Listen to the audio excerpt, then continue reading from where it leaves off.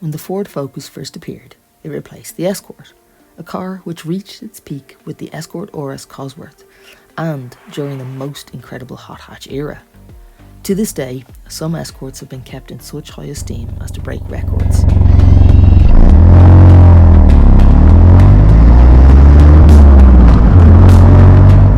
In particular, Lady Diana's mint 1985 Ford Escort RS Turbo sold at Silverstone Auctions for an eye-watering £650,000 sterling in August of 2022. No pressure for the Escort replacement then.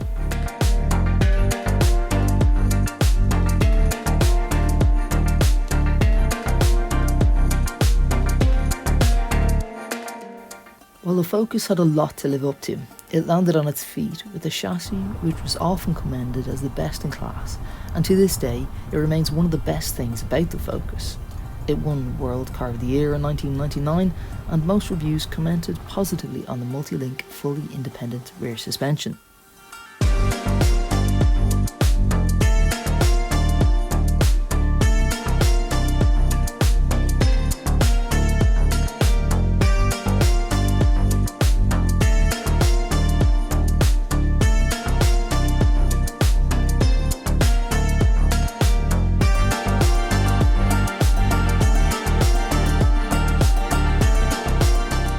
And now the time has come for change once again. Due to the increasing interest in SUVs and electric vehicles, Ford will be phasing out the Focus gradually from the European, Australasian and other remaining markets by 2025.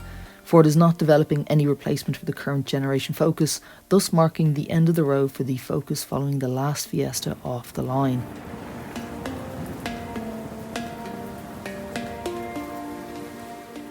It competes against VW's Golf, Opel's Astra, the Kia Ceed and the Seat Leon, who will surely all go through the same metamorphosis.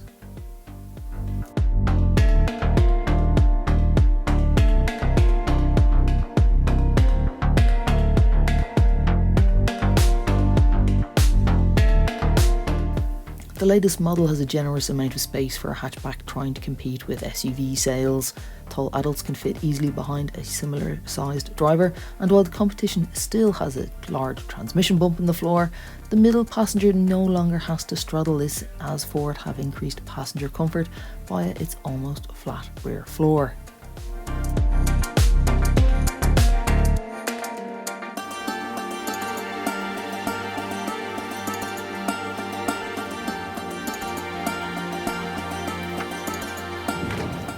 While the rear seats fold and split 60-40, unfortunately the only way to unhook them is via the seat shoulders, so there's no handy release levers in the boot for easy access.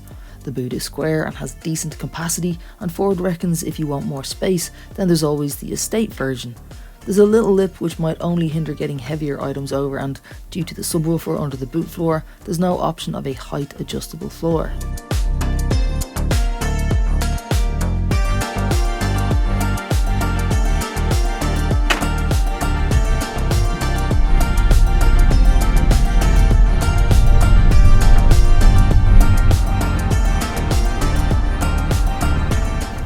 From the driver's seat, it's just as easy to manoeuvre yourself into a low but comfortable position with manual height and lumbar adjustment.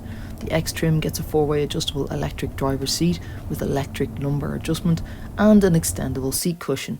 Unfortunately, due to the placement of the battery in the mild hybrids, passengers lose those features. The steering wheel is rake and reach adjustable, and the pedals and seat are properly aligned. However, getting out of the car, because it's so low, is a little bit trickier.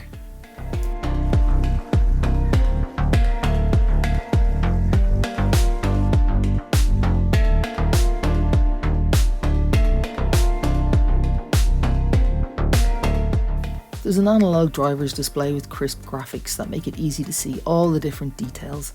Digital information such as speed, etc. can be displayed on an optional head-up display, but I don't really see the need for one. Strangely, for a car that is still quite analogue, the aircon controls can only be accessed via the touchscreen, which is a bit of a shame.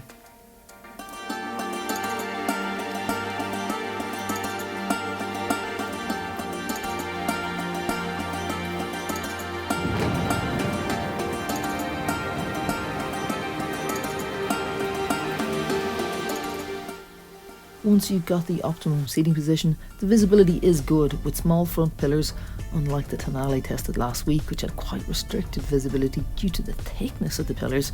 And you've also got front and rear parking sensors on the Focus, and they're standard on all trims. You don't get a rear view camera as standard, but you can add one as part of the parking pack, which includes parking assist.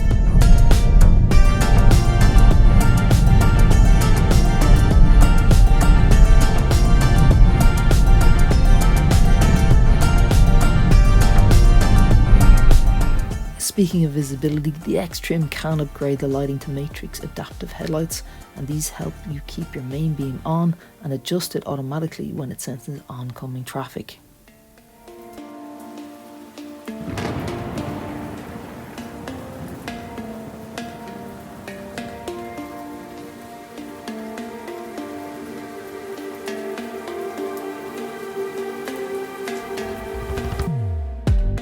The infotainment system is excellent and it's easily accessed via the touchscreen and has no physical dials or buttons. It comes with built-in sat-nav, handy for when you are out of mobile coverage, Apple CarPlay, Android Auto, smartphone mirroring, and you've also got wireless phone charging and something that is lacking on many modern cars, a decent sound system. This comes in the form of the superb upgrade of the B&O sound system, which is 10 speakers and a subwoofer in the boot.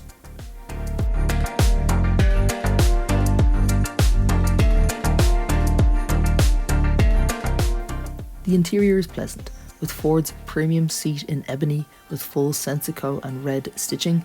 You've got lots of chrome and carbon fibre styling throughout. There's a leather wrapped gear knob and steering wheel, and the door bins have suitable soft material to reduce noise from rattly objects.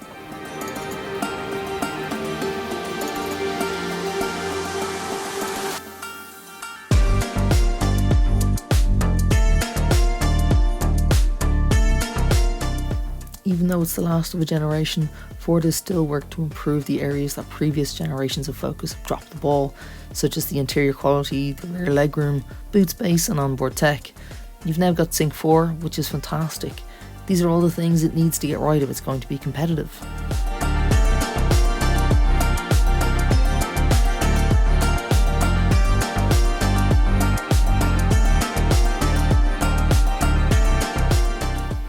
The entry-level engine is a 125 PS 1-litre EcoBoost. It may not be quick with the 0 to 100 km/h time of just 10.2 seconds, but it is fun to drive.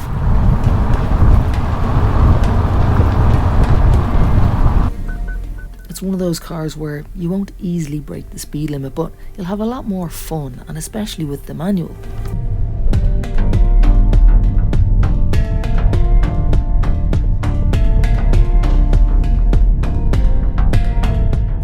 Throughout the years and the decades, it's been one of the best driver's cars in its class, with truly entertaining handling, and especially if you go for the ST line trim.